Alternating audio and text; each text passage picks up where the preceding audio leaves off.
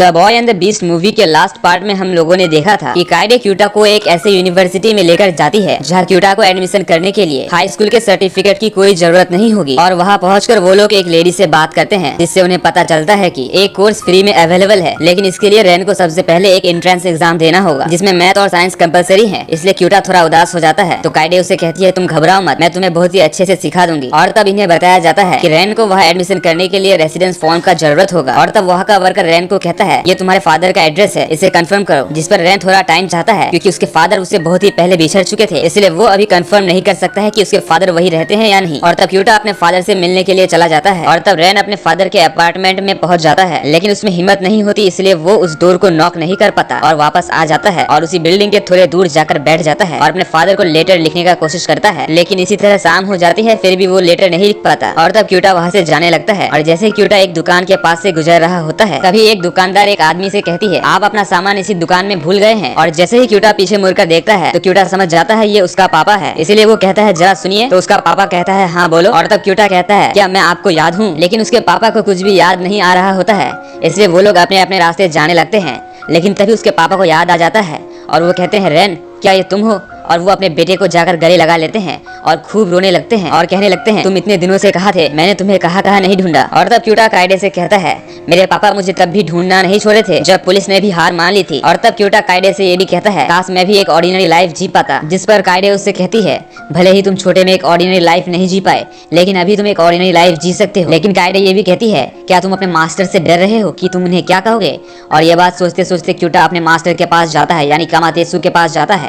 और इधर हम कामातेसु की तरफ देखते हैं जिसे क्यूटा का बुक्स मिल चुका होता है। और तब क्यूटा कामातेसु से कहता है मुझे आपसे कुछ बात करनी है। जिस पर कामातेसु कहता है मुझे भी तुमसे कुछ बात करनी है। और वो उसका बुक निकालता है और कहता है ये क्या है। जिस पर क्यूटा कहता है मुझे भी ह्यूमन वर्ल्ड के स्कूलों में जाना है, मुझे भी एक ऑर्डिनरी लाइफ जीना है, इसलिए मैं हमेशा के लिए ह्यूमन वर्ल्ड जाना चाहता हूँ और पढ़ना चाहता हूँ। जिस पर कामातेसु से कहता है तुम्हारे पास पढ़ने के अलावा भी बहुत सारे काम है, क्या तुम्हें और ज्यादा ताकतवर नहीं बनना। जिस पर क्यूटा कहता है मैं पहले से ही बहुत ज्यादा ताकतवर हूँ। और तब क्यूटा वहाँ से जाने लगता है, लेकिन कामातेसु जब उसे रोकता है तो क्यूटा उसे पटक देता है और वहाँ से उसका बात सुने बगैर ही चले जाता है। और तब हम ह्यूमन वर्ल्ड में क्यूटा और काइडे को एक साथ देखते हैं। क्यूटा काइडे से कहता है मैं अपने डैड से मिलने जा रहा हूँ। जिस पर काइडे कहती है मैं लाइब्रेरी में रहूंगी, अगर तुम्हें कोई भी चीज का दिक्कत हो तो तुम मेरे पास आ जाना। और इधर हम बीस्ट वर्ल्ड में देखते हैं कामातेसु अपने सभी स्टूडेंट्स को बहुत ही ज्यादा डांटता है क्योंकि वो आज बहुत ही गुस्से में लग रहा था और उसके गुस्से का राज तो हम लोग जानते ही। और तब नेक्स्ट सीन में हम क्यूटा और उसके डैड को एक साथ देखते हैं। वो लोग दोनों एक साथ जा रहे थे। क्यूटा अपने डैड को कहता है कि उसका ध्यान एक आदमी ने रखा था जो उसे अपने बेटे की तरह ही मानता था। जिस पर क्यूटा के डैड कहते हैं क्या तुम उस आदमी के बारे में मुझे और बता सकते हो, क्योंकि मैं उससे मिलना चाहता हूँ और उससे धन्यवाद कहना चाहता हूँ। और तभी क्यूटा और उसके डैड के बीच कुछ बहस हो जाती है, इसलिए क्यूटा बहुत ही ज्यादा गुस्सा हो जाता है। और तब क्यूटा को कामातेसु का याद आने लगता है, वो भी उसे अपने डैड की तरह ही मानता था। और तब क्यूटा को बहुत ही अजीब लगने लगता है और वो अंदर ही अंदर बहुत ही परेशान रहता है, इसलिए वो उस स्ट्रीट में भागने लगता है। और भागते भागते क्यूटा एक बिल्डिंग के पास पहुंचता है जहाँ क्यूटा अपने परछाई को देखता है। क्यूटा के परछाई के सीने में एक बहुत ही बड़ा होल था और ये ह्यूमंस के डार्क साइड को रिप्रेजेंट करता है। और बीस्ट वर्ल्ड में भी इसी का जिक्र हुआ था, इसलिए ही बीस्ट वर्ल्ड में ह्यूमंस अलाउड नहीं है, क्योंकि ह्यूमंस का डार्कनेस जब उस पर हावी हो जाएगा तो वो बहुत ही ज्यादा डेंजरस हो सकता है। और जब क्यूटा को कुछ समझ नहीं आता तो वो काइडे से मिलता है और अपने परेशानी के बारे उसे बताता है और उसे ये भी कहता है क्या मैं एक बीस्ट हूँ या एक ह्यूमन। जिस पर काइडे उसे परेशान होने मना करती है और उसे समझाते हुए कहती है तुम ऐसा वैसा कुछ भी मत सोचो, क्योंकि ऐसा मेरे साथ भी कभी कभी होता है। और तब काइडे अपना धागा निकाल कर क्यूटा के हाथ में बांध देती है और उसे कहती है जब भी तुम्हें बुरे ख्याल आए तो तुम इस धागे की तरफ देखना और अपने मन को शांत करना और अच्छे अच्छे बातों को याद करना। और तब अगले सीन में हम क्यूटा को बीस्ट वर्ल्ड में देखते हैं। बीस्ट वर्ल्ड में किसी फेस्टिवल की तैयारी हो रही थी और तब क्यूटा जिरोमारू से मिलता है। जिस पर जिरोमारू उसे कहता है चलो मेरे घर। और तब वो लोग उसके घर जाते हैं और वो लोग बहुत सारी बातें करने के बाद एक दूसरे से ये मिलाते हैं कि अगर इस लड़ाई में चाहे उसका पापा जीते या कामातेसु जीते वो लोग हमेशा ही दोस्त रहेंगे। और तब इशिरो हिकु वहाँ आता है और क्यूटा को कहता है चलो मैं तुम्हें बाहर छोड़ देता हूँ। और जब इशिरो हिकु क्यूटा को बाहर छोड़ने जाता है तभी इशिरो हिकु क्यूटा पर हमला कर उसे नीचे गिरा देता है और उसे कहता है तुम सोच भी कैसे सकते हो कि कामातेसु मेरे पापा आयोजेन को हरा पाएगा। और तब क्यूटा इशिरो हिकु के सीने में भी उसी होल को देखता है और ये सीन यही कट हो जाती है। और तब अगले सीन में हम स्टेडियम की तरफ देखते हैं जहाँ बहुत सारे लोग आए हुए थे क्योंकि आज आयोजेन और कामातेसु के बीच लड़ाई होने वाली थी और उन दोनों में जो जीतेगा वही यहाँ का नया ग्रैंड मास्टर बनेगा। और तब सबसे पहले ग्रैंड मास्टर अनाउंस करते हुए कहते हैं मैंने डिसाइड कर लिया है कि मैं गॉड ऑफ डेसिसिवनेस में इनकारनेट होऊंगा। और तब कामातेसु और आयोजेन को आगे बुलाया जाता है जहाँ ततारा कामातेसु से कहता है कामातेसु तुम इतने गुस्से में और तुम्हारा मुंह लटका हुआ क्यों है। जिस पर कामातेसु जोर से दहाड़ता है और उसे कहता है चुप हो जाओ। और तब हम आयोजेन की तरफ देखते हैं, वो भी बहुत जोर से दहाड़ता है। और तब मैच के रूल्स को अनाउंस किया जाता है। रूल्स बिल्कुल सिंपल है, ये लोग फाइट अपने बीस्ट फॉर्म या नॉर्मल फॉर्म में कर सकते हैं और ये लोग स्वॉर्ड फाइट भी कर सकते सकते हैं, लेकिन इन लोगों की तलवार अपने मैदान से बाहर नहीं निकलनी चाहिए और 10 के काउंट तक जो खड़ा नहीं होगा वो हार जाएगा। और जैसे ही इन लोगों की फाइट स्टार्ट होती है, कामातेसु सबसे पहले अपने बीस्ट फॉर्म में आ जाता है और स्पीड में जाकर आयोजेन को एक पंच मारता है, जिससे आयोजेन बहुत ही दूर चला जाता है। लेकिन हम देखते हैं आयोजेन को कुछ नहीं होता और तब कामातेसु आयोजेन पर लगातार अटैक करता रहता है, लेकिन आयोजेन उसके हर एक हमले से बच जाता है। कामातेसु को सबसे पहले ही अपने बीस्ट फॉर्म में नहीं आना चाहिए था, क्योंकि इसका बहुत ही ज्यादा एनर्जी वेस्ट हो जाने से ये बाद में अच्छे से नहीं लड़ पाएगा। लेकिन कामातेसु से ये गलती गुस्से में हो जाती है, क्योंकि उसके दिमाग में अभी क्यूटा के ही बात चल रहे थे और वो क्यूटा को भूल नहीं पा रहा होता है। वो सोचता है कि क्यूटा आखिर उसे कैसे छोड़कर चला गया। और इधर हम आयोजेन की तरफ देखते हैं, वो कामातेसु को बिल्कुल एक बुल की तरह दौड़ा रहा होता है और जब कामातेसु थक जाता है तो आयोजेन अपने बीस्ट फॉर्म में आ जाता है और वो कामातेसु पर टैकल अटैक करता है, जिससे कामातेसु का स्वॉर्ड उससे छूट जाता है। और इससे पहले कि कामातेसु अपना स्वॉर्ड उठाता, आयोजेन उसे ऐसा करने नहीं देता और बार बार अपने बीस्ट फॉर्म से उस पर अटैक करता रहता है, जिससे कामातेसु का हालत बहुत ही ज्यादा खराब हो जाता है और वो नीचे गिर जाता है। और तब काउंटिंग चल रही होती है और काउंटिंग जैसे ही 8 तक पहुँचती है, तभी क्यूटा वहाँ आ जाता है और कहने लगता है, तुम ये क्या कर रहे हो बेवकूफ कहीं के। जिस पर कामातेसु कहता है, तुम अभी तक गए नहीं और वैसे भी तुम अगर यहाँ नहीं आते तब भी मैं हार नहीं मानने वाला था। और तभी कामातेसु खड़ा हो जाता है और अब कामातेसु पूरे जोश में होता है, क्योंकि क्यूटा वापस आ गया था। लेकिन ये बात वो शो नहीं करता और तब कामातेसु स्पीड में जाकर अपनी तलवार उठा लेता है और तब उन दोनों में स्वॉर्ड फाइट स्टार्ट हो जाती है। और इधर हम इचिरो हिकु की तरफ देखते हैं, जो अपने सीट से खड़ा हो जाता है और कहने लगता है, इस क्यूटा के बच्चे की इतनी हिम्मत, ये एक नॉर्मल ह्यूमन होके बीच में टांग आ रहा है। अगर अभी ये टांग नहीं आ रहा था तो मेरे पापा जीत जाते। और तभी इधर हम कामातेसु की तरफ देखते हैं, जो कि आयोजेन के तलवार में एक बहुत ही पावरफुल अटैक करता है, जिससे आयोजेन का म्यान टूट जाता है और उसका स्वॉर्ड उसके म्यान से बाहर आ जाता है। और तब आयोजेन अपनी तलवार रखकर अपने पंच से कामातेसु पर अटैक करता है, लेकिन कामातेसु उसके पंच से बचकर खुद उसके मुंह में एक पंच मारता है, जो कि बहुत ही ज्यादा पावरफुल थी। और इस पंच के लगने की वजह से आयोजेन वही धराशायी हो जाता है। उसके बाद काउंटिंग स्टार्ट किया जाता है और 10 तक काउंटिंग हो जाता है और आयोजेन तभी नहीं उठता। और तब कामातेसु क्यूटा के पास जाता है और उससे हैंडशेक करता है। और इधर हम देखते हैं आयोजेन के बड़े बेटे इचिरो हिकु, जो कि बहुत ही ज्यादा गुस्से में था और वो अपने हर्ट के डार्कनेस को कंट्रोल नहीं कर पाता, इसलिए वो एक तलवार से कामातेसु पर अटैक कर देता है और उसे बुरी तरह इंजर्ड कर डालता है। और तब वो क्यूटा से कहता है, बोलो क्यूटा, ये ठीक है ना, अब कामातेसु हार जाएगा और मेरे पिता ही इस मैच को जीतेंगे। और इधर आयोजेन अपने बेटे से कहता भी है, बेटा इचिरो हिकु ऐसा मत करो, मैं ऐसी जीत को एक्सेप्ट नहीं करूंगा। और तभी इधर हम क्यूटा की तरफ देखते हैं, जो ये देखकर बहुत ही ज्यादा गुस्सा हो जाता है और वो भी अपने एंगर को कंट्रोल नहीं कर पाता और उसके भी हर्ट में उसका डार्कनेस दिखाई पड़ता है और वो भी अपने तलवार को कंट्रोल कर उसके तरफ फेंकता है। लेकिन तभी क्यूटा का चूहा उसके मुंह के आगे आ जाता है, इससे क्यूटा होश में आ जाता है और वो अपने तलवार को रोक लेता है। और तब उधर हम इचिरो हिकु की तरफ देखते हैं, जो कि अभी भी अपने एंगर से बाहर नहीं आया था और डार्कनेस उसके ऊपर पूरी तरह से हावी हो जाती है और वो पूरे तरह से शैडो बन जाता है और वो यहाँ से गायब हो जाता है। और तभी इधर क्यूटा भी बेहोश हो जाता है और ये सीन यही कट हो जाती है। लेकिन जजेस के द्वारा यहाँ ये अनाउंस कर दिया जाता है कि कामातेसु ही इस कंपटीशन का विनर है और वही नेक्स्ट ग्रैंड मास्टर बनेगा। और तब हम क्यूटा की तरफ देखते हैं, जिससे अचानक होश आता है और वो जैसे ही अपने आंखों को खोलता है तो वो अपने आगे में कामातेसु को देखता है। कामातेसु के पूरे बॉडी में बैंडेज लगे हुए थे, क्योंकि उस मैच से तो वो इंजर्ड हुआ ही था, साथ में उस तलवार के लगने की वजह से उसका बहुत ही ज्यादा ब्लड भी लॉस हुआ था। और तब नेक्स्ट सीन में हम आयोजेन के घर की तरफ देखते हैं, जहाँ आयोजेन बहुत ही ज्यादा टेंशन में था और वहाँ हम ग्रैंड मास्टर को भी देखते हैं। ग्रैंड मास्टर आयोजेन से कहते हैं, आयोजेन, मुझे तो पहले से ही पता था कि तुम्हारा बेटा ह्यूमन है, लेकिन मैंने तुम्हें कुछ नहीं कहा था, इसलिए अब तुम बताओ आखिर तुमने ऐसा क्यों किया। जिस पर आयोजेन जवाब देता हुआ कहता है, मास्टर, एक बार मैं ह्यूमन वर्ल्ड में गया था और वहाँ मैंने एक गली में एक बच्चे को भी देखा था। वो बच्चा बहुत ही ज्यादा छोटा था, उसे उसके माता पिता ने वही छोड़ दिया था और अगर मैं भी वहाँ से चला जाता तो वो बच्चा वही मर जाता, इसलिए मैंने उसे अपने बीस्ट वर्ल्ड लेकर आ गया और अपने बेटे की तरह पालने लगा। और जैसे जैसे वो बड़ा होते गया उसके मन में बहुत तरह के सवाल आने लगे, जैसे कि कभी कभी वो मुझे कहता था, पापा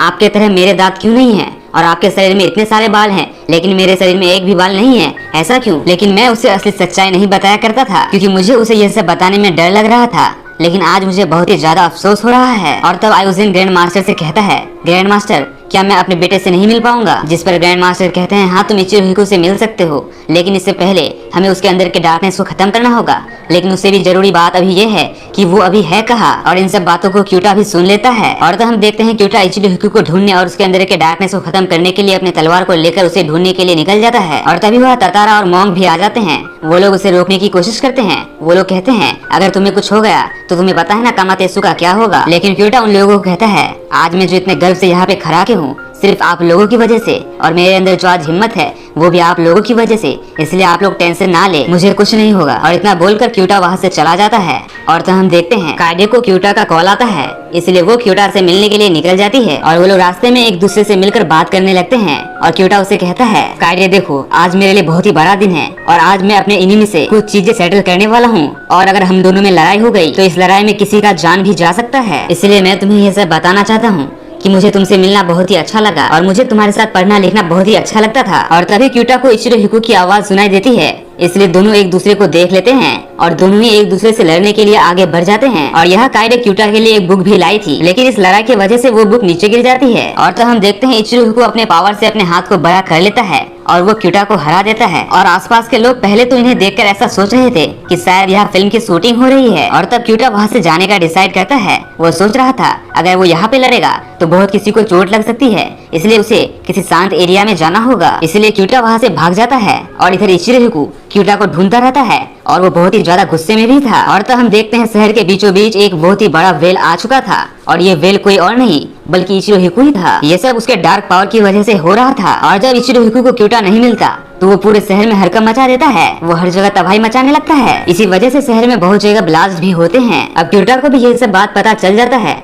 इसलिए वो और भी ज्यादा टेंशन में आ जाता है कि वो अब इचिरो हिकु के इतने बड़े वाले रूप से कैसे लड़ेगा। और तो हम बीस्ट वर्ल्ड में देखते हैं, वहाँ भी हड़कंप मची हुई थी क्योंकि ह्यूमन वर्ल्ड का असर बीस्ट वर्ल्ड में भी हो रहा था। और वहाँ हम कामातेसु को देखते हैं जो कि इंजर्ड अवस्था में ग्रैंड मास्टर से बात करने आता है और वो ग्रैंड मास्टर को कहता है, ग्रैंड मास्टर मैंने सब कुछ सुन लिया है कि ह्यूमन वर्ल्ड में क्या हो रहा है, हम में से किसी को तो उसका मदद करने जाना ही होगा, इसलिए मैं चाहता हूँ कि आप मुझे स्वॉर्ड ऑफ द हर्ट में इनकारनेट कर दे। यह सुनकर ग्रैंड मास्टर कामातेसु से कहते हैं, कामातेसु तुम तो अभी ही ग्रैंड मास्टर बने हो, क्या तुम अपनी जिंदगी नहीं जियोगे, क्या तुम इतनी जल्दी इनकारनेट हो जाओगे। जिस पर कामातेसु स्माइल देता है। इसका मतलब यह कंफर्म था कि वो किसी भी चीज के बारे नहीं सोच रहा है, वो किसी भी तरह से क्यूटा को बचाना चाहता है। और तो हम एक सुनसान जगह में देखते हैं जहाँ क्यूटा और कायडे आ गए थे क्योंकि इस जगह में ज्यादा लोग नहीं थे। और तभी यह इचिरो हिकु भी आ जाता है, मीन्स कि वो बड़ा सा वेल आ जाता है और वो लगातार क्यूटा पर अटैक करता जाता है। लेकिन क्यूटा उसके हर एक अटैक से पहले तो बचता है, लेकिन तभी कायडे उसके आगे आ जाती है और वो उस वेल से कहने लगती है, बताओ तुम्हें क्या चाहिए, क्या तुम हमें मारकर खुश हो जाओगे, क्या तुम्हें शांति मिल जाएगी। लेकिन वो वेल कुछ भी नहीं सुनता और वो कायडे पर भी अटैक करने आता है, लेकिन क्यूटा बीच में आकर कायडे को बचा लेता है। और तब क्यूटा ठान लेता है कि उसे इसे किसी भी तरह से खत्म करना ही है, लेकिन उसे खत्म करने के लिए क्यूटा को खुद भी खत्म होना होगा। लेकिन क्यूटा इन सब की परवाह नहीं करता है और तब क्यूटा इचिरो हिकु को अपने हर्ट के डार्कनेस में एब्जॉर्ब करने लगता है। और जब इचिरो हिकु पूरा उसके हर्ट के डार्कनेस में एब्जॉर्ब हो जाएगा तो वो दोनों ही ब्लास्ट होकर खत्म हो जाएंगे। लेकिन इससे पहले कि इचिरो हिकु पूरा उसके डार्कनेस में एब्जॉर्ब होता तब यह एक तलवार आती है जो उन दोनों के कनेक्शन को खत्म कर देती है। और ये स्वॉर्ड कोई और नहीं बल्कि खुद कामातेसु है, यानी कि ग्रैंड मास्टर ने उसे एक स्वॉर्ड ऑफ द हर्ट में इनकारनेट कर दिया है। और तब वो तलवार यानी कि कामातेसु क्यूटा के हर्ट के अंदर चली जाती है और तब क्यूटा रोने लगता है क्योंकि वो समझ चुका था अब वो कामातेसु को दोबारा कभी नहीं देख पाएगा। लेकिन वो अपने दिल में कामातेसु को देख सकता था। वहाँ से कामातेसु कहता है, अब रोना बंद करो क्योंकि रोने वाले मुझे बिल्कुल भी पसंद नहीं। जिस पर क्यूटा उसे कहता है, मैं रो नहीं रहा हूँ। और तभी वो वेल क्यूटा पर अटैक करने आता है, लेकिन कामातेसु के शक्ति की वजह से वो वेल दूर चल जाता है। और तब वो वेल जिगजैग मोशन करके क्यूटा की तरफ बढ़ने लगता है और अंदर से कामातेसु क्यूटा को कहता है, तुम थोड़ा धैर्य रखो और अपने ताकत को एक जगह इकट्ठा करो। और क्यूटा ऐसा ही करता है, वो अपने पूरे शक्ति को एक ही जगह इकट्ठा करता है। और जैसे ही इचिरो हिकु क्यूटा के नजदीक आता है तो क्यूटा अपने शक्ति से उस पर अटैक करता है और उसे हरा देता है। और हार जाने के बाद इचिरो हिकु अपने असली ह्यूमन फॉर्म में आ जाता है और इचिरो हिकु वही बेहोश हो जाता है। और तब अगले सीन में इचिरो हिकु को होश आता है जहाँ वो अपने घर यानी कि बीस्ट वर्ल्ड में था। और जैसे ही वो अपने आसपास देखता है तो वहाँ वो अपनी फैमिली को पाता है, लेकिन यहाँ इचिरो हिकु को कुछ भी याद नहीं रहता।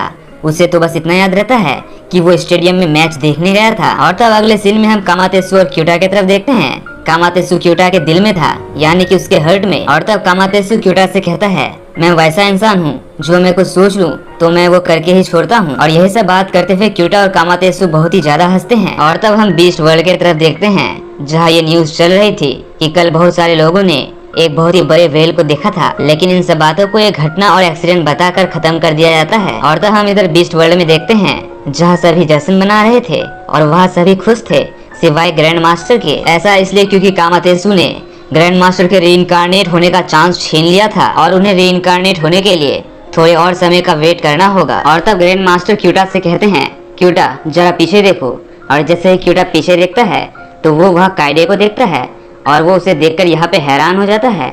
इसलिए वो उससे कहता है, कायरे तुम यहाँ पर कैसे? जिस पर कायरे कहती है, मुझे यहाँ आने का इनविटेशन मिला था और मैंने तुम्हारे लिए वो बुक भी लाया है जिसे मैंने उस दिन रोड पर गिरा दिया था, और मैं तुम्हारे लिए कॉलेज में एडमिशन करने वाला फॉर्म भी लाई हूँ। और इस बुक और इस फॉर्म को पाकर क्यूटा बहुत ही ज्यादा खुश होता है और तब क्यूटा के जीत पर यह जश्न मनाया जाता है। और इस जश्न को अच्छे से मनाने के बाद और हर किसी से मिलने के बाद क्यूटा और कायडे ह्यूमन वर्ल्ड वापस चले जाते हैं और वह क्यूटा नॉर्मल लाइफ जीता है। वो अपने डैड के साथ रहता है और एक नॉर्मल बच्चे की तरह पढ़ाई करता है। और तभी पीछे से वही बैकग्राउंड वॉइस आती है जो बताती है उस दिन के बाद क्यूटा कभी भी बीस्ट वर्ल्ड नहीं आया और ना उस दिन के बाद उसने कभी तलवार पकड़ी, लेकिन उसके दिल में एक तलवार है जो कि सबसे ज्यादा ताकतवर है और वो है कामातेत्सु। और इसी हैप्पी एंडिंग के साथ हमारा ये मूवी यही खत्म हो जाता है। तो दोस्तों हमें कमेंट में जरूर बताएं कि आप लोगों को ये मूवी कैसी लगी। और दोस्तों मैं सच कहूँ तो मुझे इस वीडियो को बनाने में बहुत ही ज्यादा मेहनत लगी है, इसीलिए अगर आप लोगों को मेरा एक्सप्लेनेशन जरा भी पसंद आया हो तो इस वीडियो को लाइक कर दे और हमारे चैनल को सब्सक्राइब कर दे। तो मिलते हैं इसी तरह के किसी नेक्स्ट वीडियो में, तब तक के लिए।